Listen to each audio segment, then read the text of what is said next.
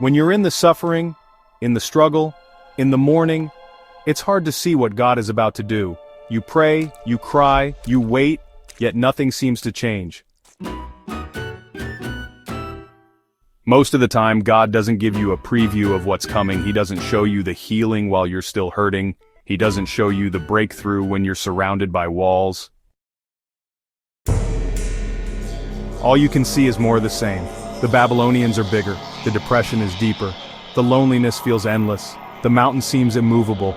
No way I can get out, no way I'll get well, no way I'll be happy again after this heartbreak. But let me tell you, don't let the size of the Babylonians fool you. Don't let those bad breaks convince you that God has forgotten you. Don't let the pain make you believe the promise is dead. Suffering is not the end of your story. Heartbreak is not your final chapter. In just a little while, our great God is going to show up. And when he shows up, everything changes. He doesn't just bring healing, he brings joy. He doesn't just repair what's broken, he makes it new. He's going to turn that sorrow into celebration, that mourning into dancing, that silence into a shout of praise. He's not only going to bring you out, he's going to fill your mouth with laughter. Yes, laughter. Joy that you thought was gone forever.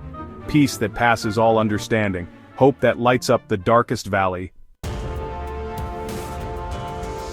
God is saying, you've suffered long enough. You've carried that burden long enough. You've cried those tears long enough. This is your turning point. This is your divine interruption. This is your suddenly moment. Suddenly, the chains will break.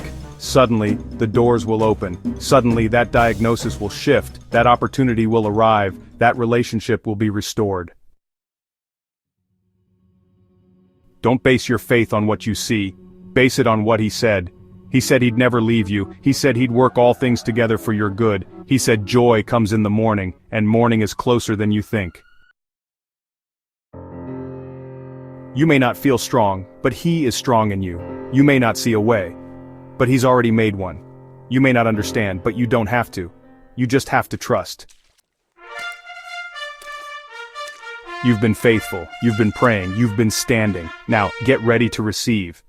Tears of sadness are coming to an end, and in their place, tears of joy, tears of gratitude, tears of thanksgiving, because you'll be amazed at the goodness of God.